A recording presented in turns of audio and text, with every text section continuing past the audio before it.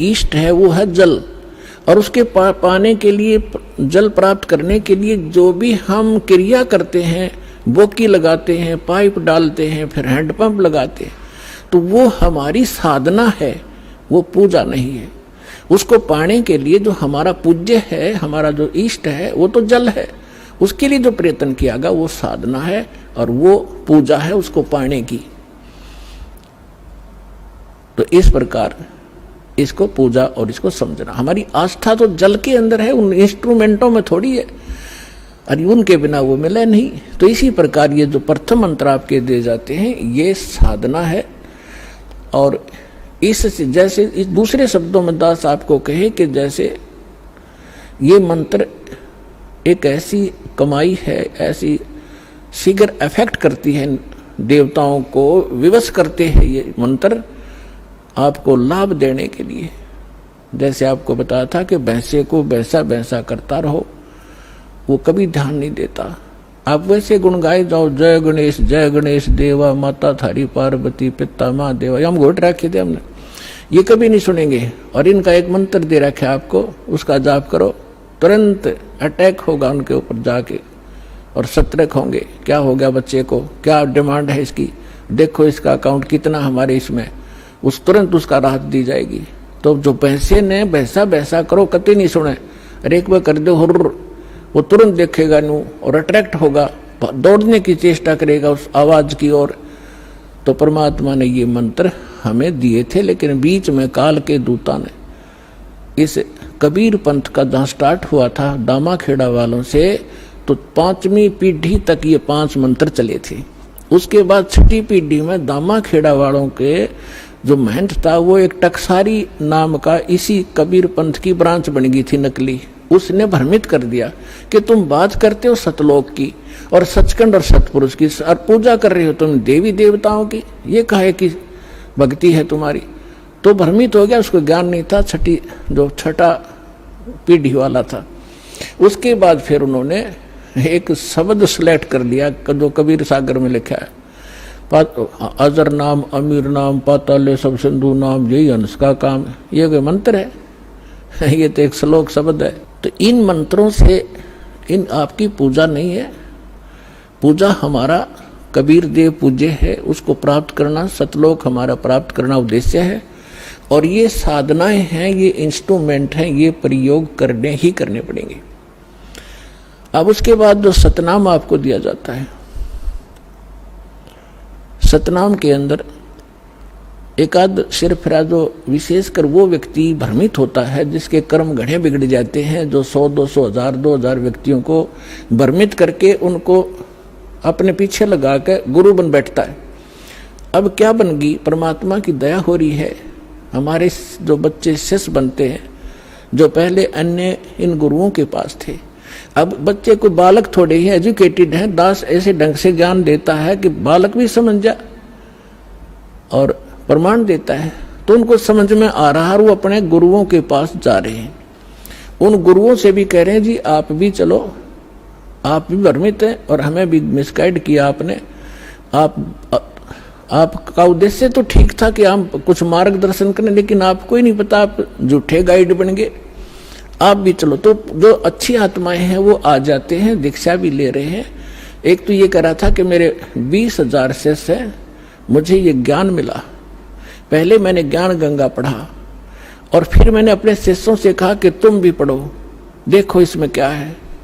तो उन शिष्यों से ने कहा जी इसमें तो अद्वितीय ज्ञान है। तो मैंने कहा कि जाओ तुम दीक्षा लेकर आओ।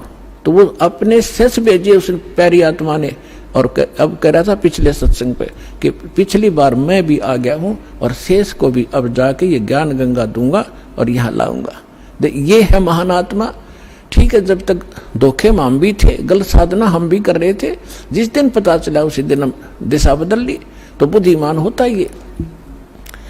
और एक ऐसा सिरफिरा मिला, चेले भी उसके साथ थे, चेलों के सारी समझ मारी, रूस में अहंकार अभी शेष था। वो खड़ा लाइन में कहने लगा जी मैंने 2 बात करनी है। वो कहते हैं जी ये हमारे गुरुजी थे पहले और आज इन्हें दीक्षा ले ली है। अब वो प्रथम दीक्षा ले ली, द्वितीय दीक्षा ली, जब उसने कहा कि ये क्या है, ये वही मंत्र है, उल्टे सुल्टे करके दे रहे हो, ये कोई सतनाम हुआ? तो पुण्यात्मा यही मार खाता ये प्राणी। वो एम था उसके अंदर, अहंकार था। अब डॉक्टर मैं हूं और रोगी वो बनकर आ रहा है, और डॉक्टर की दवाई में वो ऑब्जेक्शन कर रहा है। एक जड़ी बूटी होती है, उनको अगर 4-5 जड़ियां मिलाई जाती हैं तो उनका गुण धर्म कुछ अन्य होता है, वो कुछ अन्य लाभ देती है। और जब उनको सिंगल सिंगल खाया जाता है तो वो अलग लाभ देती है, और जिनको 2 में मिलाकर खाया जाता है तो वो अन्य लाभ देती है। तो इस प्रकार उसको समझाने की चेष्टा की, और वो उसका सौभाग्य दुर्भाग्य साथ है, उसका समझ में आयिक ना हुई। तो आपको भी बता रहा हूं कि ऐसे भ्रमित ना होना। पहले तो ये देखो कि जो ज्ञान दास ने आपके रूबरू किया है, विश्व में आज तक ब्रह्मा विष्णु महेश क्लियर नहीं कर सके इसको, इस दास पे दया हुई। तो आगे कौन सी का चीज छोड़ दूंगा मैं, ये भी विचार कर लेना।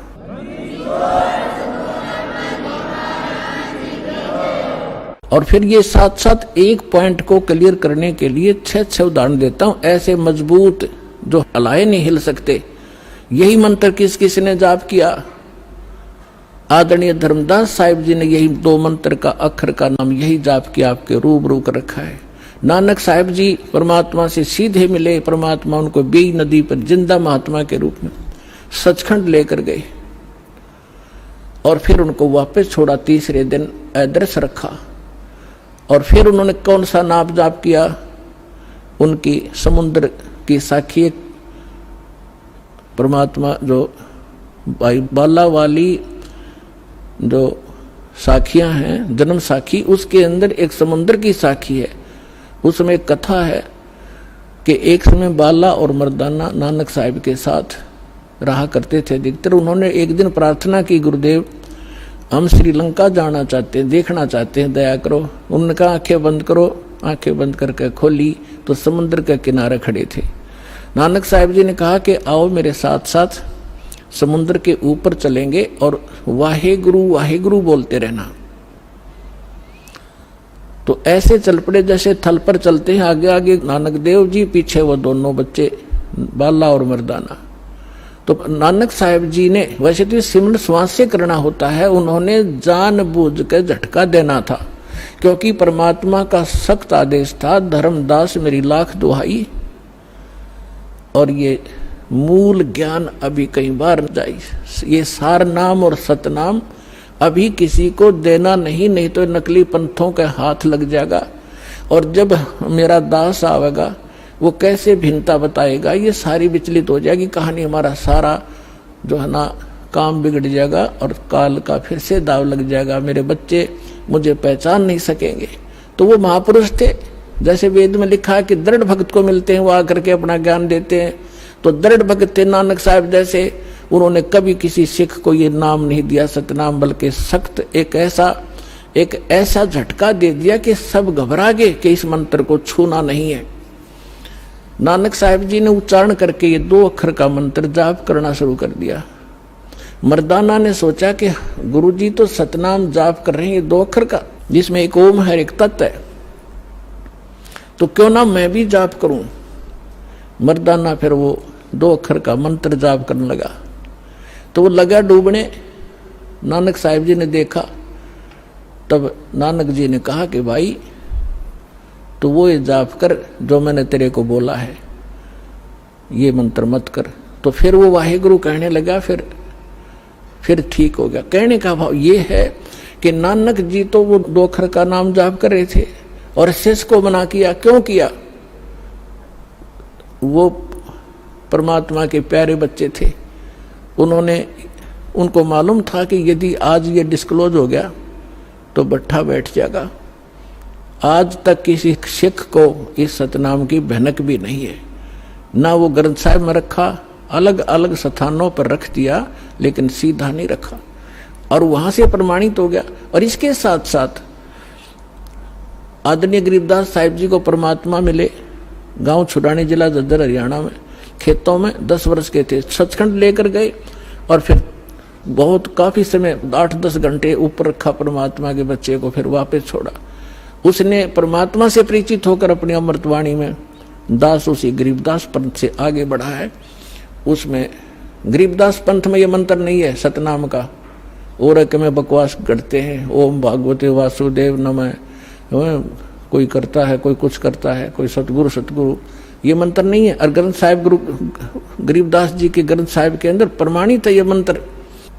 ऐसे ही नामदेव जी को परमात्मा मिले थे, उसको भी यही मंत्र दिया था 2 अक्षर का। पहले वो अकेला ओम नाम जाप करते थे, फिर उनको समझाया कि ओम तो ब्रह्म तक का जाप है, ये तो असंख्य जन्म तक जाप कर लिया आपने, और यहीं भटकते रहते हो, ब्रह्म लोक में चले जाते हो, वहां से फिर वापस आ जाते हो।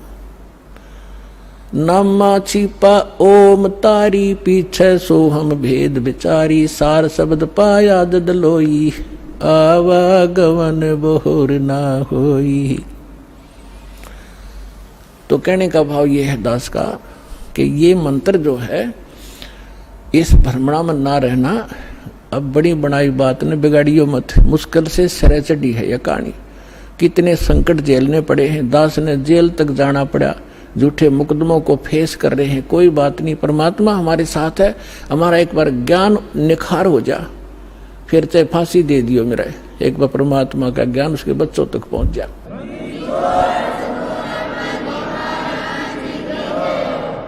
तो पुण्यात्माओं, परमार्थ के लिए संत आते हैं, और जो परमार्थ नहीं कर सकता वो खाक संत है। और संत किसे कहते हैं? सतगुरु उसे कहते हैं। सतगुरु के लक्षण कहूं, मधुरे बैन विनोद, 4 वेद 60 शास्त्र वो कहे 18 बोध। सतगुरु होगा जो इन सदग्रंथों से ज्ञान दे और प्रमाणित ज्ञान हो। अब जो प्रसंग चल रहा है कि जैसे अब आप जी नियमित रहे, अब आपको कुछ दिन समस्या रहेगी, क्योंकि अभी हमारे इस ज्ञान का प्रकाश कम हुआ है। घर घर के अंदर विरोध है, गांव गांव में विरोध है, समाज के अंदर विरोध है, क्योंकि जगत और भगत के क्रियाओं में और विचारों में सदा से भिन्नता रही है। और इसीलिए कहा है कि जगत और भगत का आपस में विरोध रहा ही है, और ये रहेगा भी। जब तक जगत को आप जैसा ज्ञान नहीं होगा तो वो विरोध करेंगे ही करेंगे, स्वाभाविक है, उनको अच्छा सा नहीं लगता। जैसे यहाँ पहली बार कोई व्यक्ति आता है और दूसरा आके प्रणाम करता है, वो खड़ा खड़ा देखता रहता है, ये क्या कर रहे हैं यहाँ पर, उसको अच्छा सा नहीं लगता, क्योंकि वो तो अहंकार में कोई छोटी मोटी पोस्ट हो तो उसने तो भारी बात हो जाती है, कैसे लंबा लेटूं। ये होता उनमें जो भक्तिहीन होते पिछले जन्म के, और पिछले जन्म के भक्ति युक्त प्राणी होते हैं, चाहे कितना बड़ा अधिकारी हो तुरंत समर्पित हो जाता है। वो पिछले संस्कार उसको अपने आप झुका देते हैं। उदाहरण के लिए जैसे सरसों आपने देखा होगा, सरसों जब तक उसकी फलियों में दाने नहीं होते, यानी उसकी कीमती नहीं होती, तब तक वो ऐसे खड़ी रहती है। और जो जो वो पकती चली जाती हैं और वो उनमें वो कीमती बनती जाती है, उनकी वैल्यू बनती है, वो झुकना शुरू कर देती है, और इतनी झुक जाती है कि जमीन को छूने की चेष्टा करती है, क्योंकि ईब उनकी कीमत बन गई, वो कीमती हो गए, उनके अंदर वो शक्ति आ गई, वो कीमत बन गई। और जब तक वो यूजलेस थी, वो न्यों खड़ी थी आकड़ी ऊपर ने। तो इसी प्रकार जो पूर्व जन्म के भक्ति युक्त होते हैं, उनका स्वभाव होता झुकने का, वो खड़े रह ही नहीं सकते। उनके अंदर पिछली भक्ति इतनी जबरदस्त होती है। और जो भक्तिहीन होते हैं वो आकड़े रहा आकड़े, लेकिन उनमें भी भक्ति बन जाएगी। सत्संग सुनेंगे, भगवान की अमृत वाणी सुनने मात्र से संस्कार शुरू हो जाते हैं।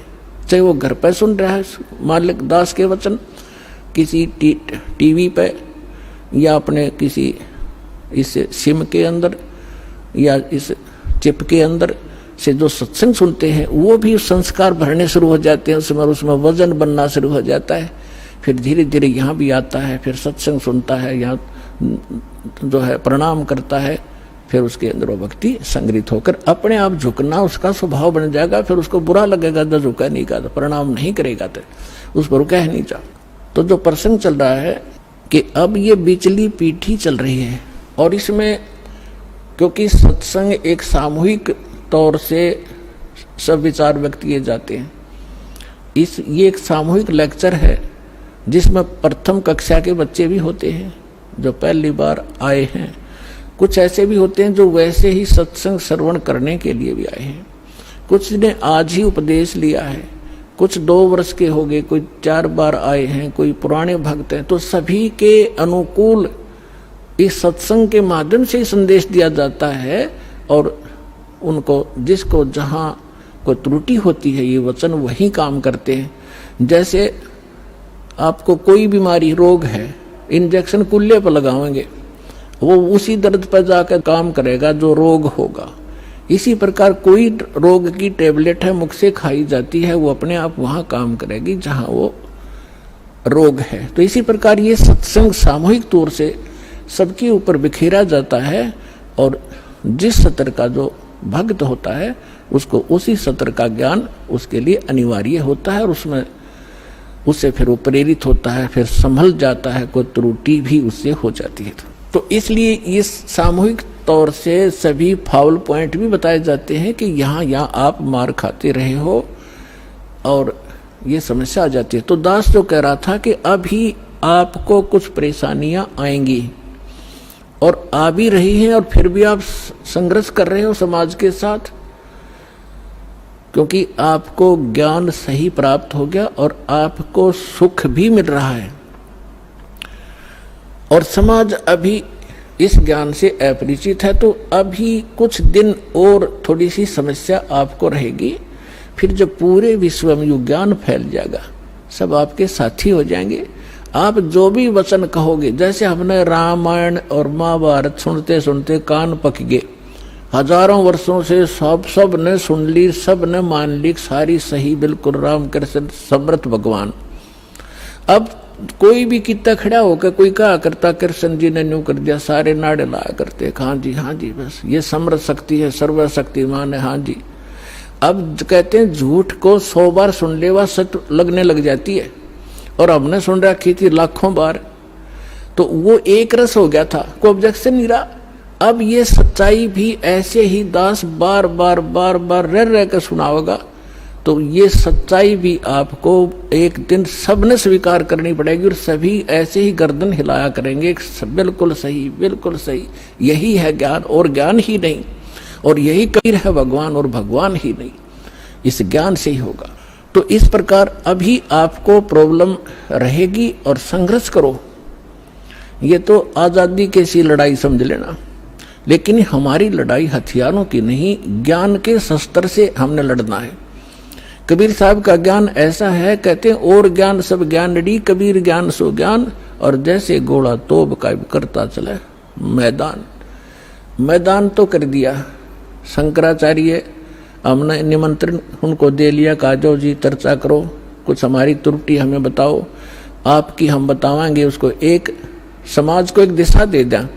लेकिन कुछ भी रहा हो, चाहे वो अपने आप को गण्याडी मान रहे होंगे, के जावा रामपाल का तो कोई अस्तित्व नहीं है, लेकिन फिर भी गरीब के पास भी आ जाना चाहिए बड़े आदमियों ने, जो आमंत्रित करता है।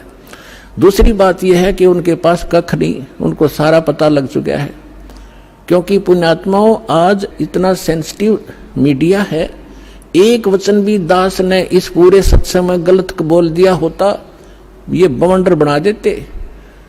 और आज मैं सीधा छाती में मार रहा हूं इनके सच्चाई को, और कोई चसक नहीं रहा, इतना वजन है सच्चाई के अंदर।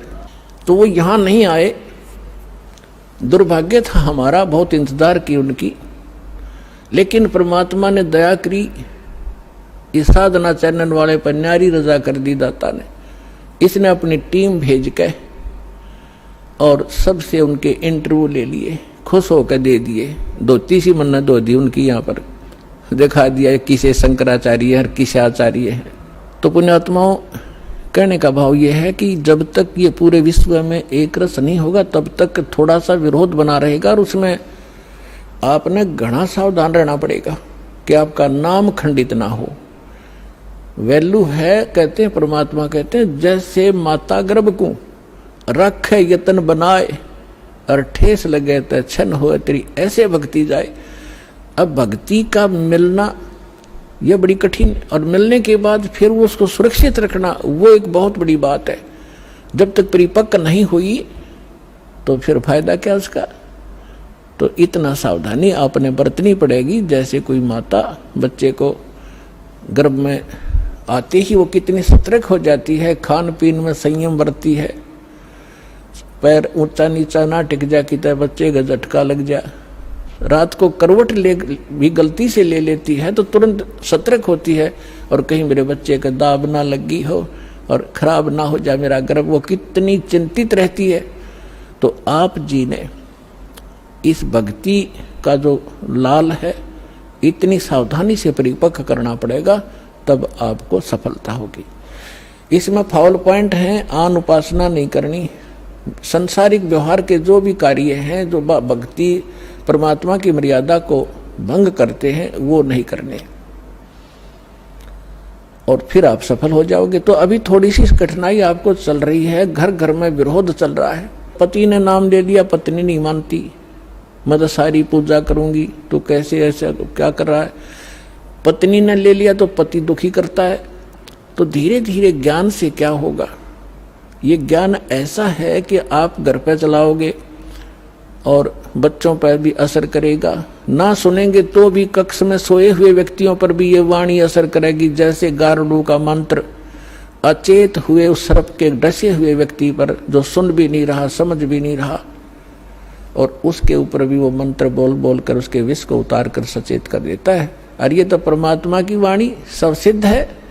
ये तो अपने पशु पक्षियों के ऊपर भी ये वाणी जा रही है, उनको भी उनके भी पाप डाउन हो रहे हैं। ठीक है, उनके पाप गणे हैं इसलिए पशु योनि मिली, तो वो पाप घटते रहेंगे। जैसे कपड़ा किसी का ज्यादा मैला है, हो गया है, मैल हो गया है, तो वो कई बार साबुन लगाने से स्वच्छ होगा, उज्जवल हो जाएगा। और जिसका थोड़ा मैला है, एक दो बार साबुन लगाने से उज्जवल हो जाता है। तो ये साबुन है, परमात्मा का जो ज्ञान है, सत्संग है, वचन है, ये साबुन और जल दोनों का काम करता है। तो धीरे धीरे ये सत्संग जिस घर में चल रहा है, पड़ोसियों तक भी असर होगा आपका, और आपके घर के पशु पक्षियों पर भी इसका प्रभाव पड़ेगा। आपके घर कोई पशु पक्षी भी रह रहे हैं, उसके ऊपर भी धीरे धीरे उसके अंदर ये वाणी का जो ज्ञान यज्ञ का पुण्य उसमें संग्रहित होगा। और कुछ ऐसे पाप हैं जो ज्ञान यज्ञ से ही खत्म होते और उसका विकल्प ही नहीं है। जैसे कपड़े को पहले थोड़ा मैला है तो जल से धो दिया, साफ हो गया, ज्यादा मैला है तो और भी मैल रहा तो साबुन लगाना पड़ा, और फिर भी कोई दाग दबा रह जाता है तो ड्राई क्लीन से साफ हो जाता है। तो इसी प्रकार ये सभी क्रियाएं हमें अपने अंतःकरण, अपने जीव के ऊपर, आत्मा के ऊपर जो मैल जमा हो गए, उन सभी पापों का नाश करने के लिए ये सारे ही साधन अपनाने पड़ेंगे। मंत्र के जाप भी करने पड़ेंगे, पांचों यज्ञ भी आपने करनी पड़ेंगी, और तब जाकर के आपकी भक्ति सफल होगी। तो इसमें फाउल पॉइंट दास आपको बता रहा है कि ये भ्रमित ना होना। ऐसे कोई व्यक्ति आपके साथ डिस्कस भी करे तो उसको समझाना कि देखो, पहले तो जब हम डॉक्टर के पास जाते हैं तो डॉक्टर की औषधि में हम स्वयं ही विवेचन करते हैं, तो फिर उस डॉक्टर के पास जाने की आवश्यकता ही नहीं कि इसने दवाई ठीक नहीं दी तो कोई और देखो, वहां से लो। तो इसी प्रकार सबसे पहले तो ये देखो, ये ज्ञान आज तक ना किसी ने सुना और ना सुनाया, किसी के पास था ही नहीं। और जिन महापुरुषों के पास था उनको प्रतिबंध कर दिया था, मालिक ने प्रतिज्ञा करा दी थी कि अभी इसको डिस्क्लोज ना करना। तो महापुरुष थे, वो अपनी अमृतवाणी में बोल के सारा कुछ लिख गए, एफिडेविट बना गए, कबीर इज गॉड, ये वो फाइनल कर गए थे वो महापुरुष, जिनके दास बार बार उनके शुभ नाम आपको सुनाता है। और फिर हमारे सदग्रंथ उसी का प्रमाणित करते हैं कि कबीर इज गॉड।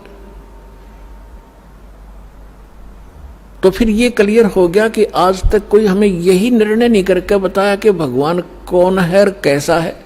अब जैसे रामकृष्ण को और विष्णु जी को, शंकर जी को भगवान मानने वाले, उनसे अगर हम पूछा करते थे कभी, वो कहता मैं समाधि लगाता हूं, भगवान देखा आपने? भगवान दिखता थोड़ा ही है, वो तो निराकार है। अरे ये विष्णु ब्रह्मा जी की मूर्ति रख रखी, ये क्या फिर? तो हमारा निराधार ज्ञान था, बेसलेस था, हम डामाडोल थे, स्थिर नहीं थे। और इसी प्रकार ये राधा स्वामी किसी ने पूछ लो या किसी महर्षि ने पूछ लो, अभी तक जिनके विचार रहे हैं, परमात्मा तो निराकार है, साकार आता जब रामकृष्ण रूप बन जाता फिर निराकार हो जाता है। तो खाक ज्ञान था इनको।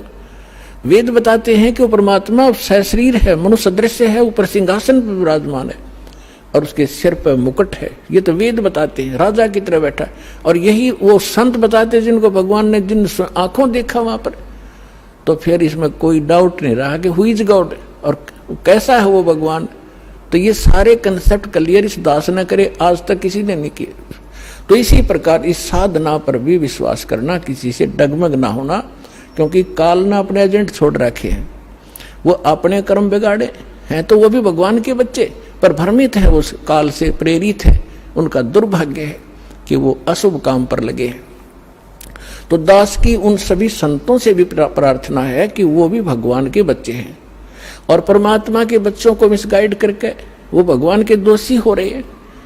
सबसे बड़ा अपराधी इस पृथ्वी पर यदि कोई प्राणी है जो गलत ज्ञान प्रचार करता है, वो भगवान का सबसे बड़ा अपराधी है। और आज देख लो, आज तक इस दास के अतिरिक्त या पहले महापुरुष रहे, उन्होंने जो ज्ञान दिया वो अपने सत्र का दे ही गए, उन्होंने आगे नहीं ये मंत्र वगैरह डिक्लेयर किए, वो बात अलग है। लेकिन वर्तमान में इस दास के अतिरिक्त सभी मिसगाइड किए बैठे, ये संत, मंडलेश्वर, आचार्य और शंकराचार्य। तो ये अपराधी उस परमात्मा के, इनको चाहिए अपना भी कल्याण करावें और सच्चाई से अपने अनुयायियों को भी परिचित होने दें, इनका भी कल्याण हो जाएगा। समय आ गया, ये तो होगा ही होगा। ये कह देंगे तो इनका जो है बड़ी शाबाशी होगी, इनकी इज्जत रह जाएगी। और नहीं तो चलिए तो यहाँ आवेंगे, फिर ये अकेले बैठे रहेंगे वहां पर, रोए जाइए अपने कर्माने। आज कौन ऐसा मूर्ख है जो अपने जीवन को नाश करेगा जब पता लग जाए? तो फिर दूसरी समस्या ये आती है कि गुरु नहीं बदलना चाहिए। कोई बात हुई या एक डॉक्टर से इलाज नहीं होता तो 100 बदलने चाहिए अपनी जान बचाने के लिए। और कबीर साहब कहते हैं, जब लग गुरु मिले नहीं साचा, तब लग गुरु करो 10 पांचा। और झूठे गुरु के पक्ष को तज ना लावे वार, और द्वार ना पावे शब्द का वो भटके वार का वार। और इतना शीघ्र बदल देना चाहिए गुरु को। कबीर साहब कहते हैं कि डूबे थे पर उबरे, गुरु के ज्ञान चमक, और बेहरा देखा जरजरा, उत्तर चले फड़क। पहले बेड़े होया करते थे, फ्लोटिंग लकड़ियों का एक बेड़ा बना लिया। अभी तो नौका तो बहुत बाद में चली है, पहले बेड़ा होया करता था, उसके ऊपर बैठकर दरिया को पार करके अपना कोई काम करने जाते थे, उन बेड़े के ऊपर बैठ के जाया करते। तो वो बेड़े कई बार गल जाते थे, कंडम हो जाते थे। तो जब परमात्मा कहते हैं कि जिस साधना को आप कर रहे हो, जो गुरु की, जिस गुरु के जहाज में आप बैठे हो, उसका जब आपको उसके सामने दूसरा जो बिल्कुल ओके बेड़ा आ गया, नौका समझ लो आप, बेड़ा तो नहीं समझ में होगा। अब एक नौका है जिसमें आप बैठे हो, उसके अंदर सुराख हो गया है और जल उसके अंदर घर कर रहा है, अंदर प्रवेश करना शुरू कर दिया है। और उसके बराबर में दूसरा कोई सही ओके नौका रख देता है, साथ में खड़ा कर लेता है, और वो कहता है कि भाई तुम डूबोगे, इसमें आ जाओ। अब जिसने गुट्टी सूटी ला रखी होगी, नशा कर रहा होगा, तो ठीक है मौज हो रही है, वो तो डूबेंगे। और जिनको नशा नहीं है और उनको पता लग गया दोनों का डिफरेंस कि ये जल आ रहा है, तुम डूबोगे इसमें, तो वो जो जिनका नशा नहीं है वो तुरंत 1 सेकंड भी ना लावे, तुरंत कूद जाएंगे उसके अंदर। तो यहाँ परमात्मा कहते हैं, डूबे थे पर उबरे, गुरु के ज्ञान चमक, और बेड़ा देखा जर्जरा, यानी टूटा फूटा डूबोण वाला, उत्तर चले फड़क। फड़क जैसे पशु कई बार आवाज सुनकर हॉर्न की फड़क को भाग जाता, काफी दूर बहुत स्पीड से भागता एकदम। तो कहते हैं ऐसे कूद गए दूसरे में। तो परमात्मा कहते हैं झूठे गुरु के पक्ष को तजत ना लावे वार, 1 सेकंड के अंदर बदल लेना चाहिए। और पुण्यात्माओं, आज इस विश्व में कोई गुरु नहीं है इस दास के अतिरिक्त। सतगुरु की तो बहुत दूर की बातें हैं, वो गुरु भी नहीं है। तो कबीर साहब कहते हैं, गुरुआ गाम बिगाड़े संतो, गुरुआ गाम बिगाड़े, गुरुआ गाम बिगाड़े संतो गुरुआ गाम बिगाड़े, ऐसे कर्म जीव कहला दिए ईब जड़े ना धाड़े। है अब परमात्मा रह रहकर अपने उस ज्ञान के माध्यम से हमें बताना चाहते हैं कि गुरुआ गाम बिगाड़े संतो, इन गुरुआ गाम बिगाड़े, इन नकली गुरुओं ने जगह जगह गुरु बने बैठे, और ऐसे कर्म जीव कहला दिए बहुत झड़े ना झाड़े। अब कोई जो भी पूजा उन्हें चिपका दी, उनका ये कर लो, श्राद्ध निकाल लो, फलाना कर लो, अब वो उनको छोड़ना नहीं चाहते, जबकि सारे शास्त्र विरुद्ध साधनाएं हैं। अब क्या बताते हैं, पाहन को परमेश्वर कहते, या निंदा बड़ी भारी, या को मोकू समझ पड़ी है पूजा दी अगारी। जो हड़का जल भर कहलाए चरणामृत ठहराए, और जड़ के चरण धो के दिन ने फिर चेतन को फिर पाए। अब क्या बता रहे हैं कि जैसे पहले हमने देखा हमारे गांव में एक शिव जी का मंदिर है, और कभी वहां चले जाते थे, कभी त्योहार होता था, अब शिव जी का मेला भरता था, तो क्या करते थे, उस जोड़ में तालाब में जिसमें भैंस भी माए मूतते हैं, उस सब नहाया करती, वह भी पेशाब करें टट्टी करें, और उसमें से भर के लाते लोटा, और उसको फिर भगवान शिव जी के उस पर शिवलिंग पर डालते, और फिर आगे निकलता उसको लोटे में भर लेते। उसने चरणामृत बना के सारा नबाटा करता पुजारी। परमात्मा कहते हैं कि जो हड़का जल भर के लाए तालाब से, और चरणामृत ठहराए, और जड़ के चरण धो के प्याए, उस पत्थर की मूर्ति के चरण धो के प्याए, और जड़ के चरण धोकर दीने चेतन को फिर पाए। चेतन को प्याओ जड़ की जो पत्थर के चरणों का चरणामृत। फिर कहते हैं कौवा मच्छा और मीन जल पिया, और बिष्टा की नामाई, गुरुआ कह तो गारा लग गया, जुग जुग छूटे नहीं। भरम विदूषण शब्द हमारा, कोई गावे कोई रोवे, और पांडे को तो परख नहीं ये खिचड़ी मुंह में धोवे। आइए अब हम उन श्रद्धालुओं के अनुभव जानते हैं जो जगत गुरु तत्वदर्शी संत रामपाल जी महाराज जी से दीक्षा प्राप्त कर चुके हैं, तथा उनके द्वारा बताए गए भक्ति